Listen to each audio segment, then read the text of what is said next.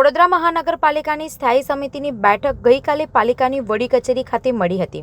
બેઠકમાં વિવિધ શાખાઓની કુલ 10 દરખાસ્તો પર ચર્ચા કરવામાં આવી હતી, જેમાં 9 દરખાસ્તોને મંજૂરી આપવામાં આવી હતી।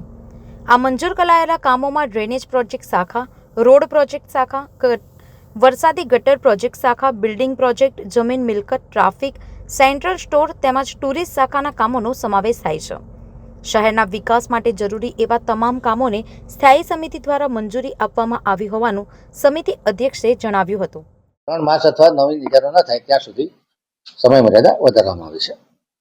પશ્ચિમ ઝોન વિસ્તારમાં નવીન વરસાદી ગટર બનાવવાના કામ 9% ઓછા મુજબનું હતું, જેમાં 3 કરોડનો ઇજારો હતો, જેમાં 1 કરોડનો નાણાકીય મર્યાદા વધારવાની દરખાસ્ત હતી, જેને મંજૂર કરવામાં આવી છે। સેન્ટ્રલ સ્ટોર દ્વારા જે પરચુરણ આઇટમ છે એમાં 25%, એટલે કે ઓરિજિનલ ઇજારો 25 લાખનો હતો, એમાં 6.25 લાખ રૂપિયાની નાણાકીય મર્યાદા વધારવામાં આવી છે। બિલ્ડિંગ પ્રોજેક્ટ શાખા દ્વારા પૂર્વ, પશ્ચિમ, ઉત્તર, દક્ષિણ ઝોનમાં વ્હાઇટ ગ્લેસ ટાઇલ્સના ચિપ્સવાળા આરસીસી બાકડા મૂકવાનો જે 2.45 કરોડનો ઓરિજિનલ ઇજારો હતો, એમાં 45 લાખનો વધારો માગવામાં જે મંજૂર કરવામાં આવે છે। કાલીબાગ રાત્રિ બજારમાં 5 દુકાનો પરવાના દ્વારા દુકાનના પરવાના 10% ભાડામાં વધારા સાથે મંજૂર કરવામાં આવે છે।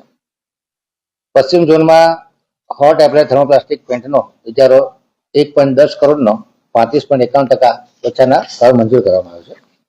વધારાના કામમાં વડોદરા શહેરની સુંદરતામાં અને સ્પોર્ટ્સનું કલ્ચર ડેવલપ થાય માટે ફતેગંજ ફ્લાયઓવર અને હરિનગર ફ્લાયઓવર બ્રિજની નીચે જે રમતગમતનું સંકુલ તૈયાર કરવામાં આવ્યું છે, તેના સંચાલન માટે વડોદરા સ્પોર્ટ્સ પ્રમોશન ફાઉન્ડેશન સોંપવાની દરખાસ્ત હતી, જેને મંજૂર કરવામાં આવી છે। સંવાદદાતા સાથે અભિપ્રાય ન્યૂઝ, વડોદરા। વધુ સમાચાર જોવા માટે અમારી YouTube ચેનલને સબસ્ક્રાઇબ કરો અને જોડાયેલા રહો ફેસબુક, ઇન્સ્ટાગ્રામ અને ટ્વિટર પર।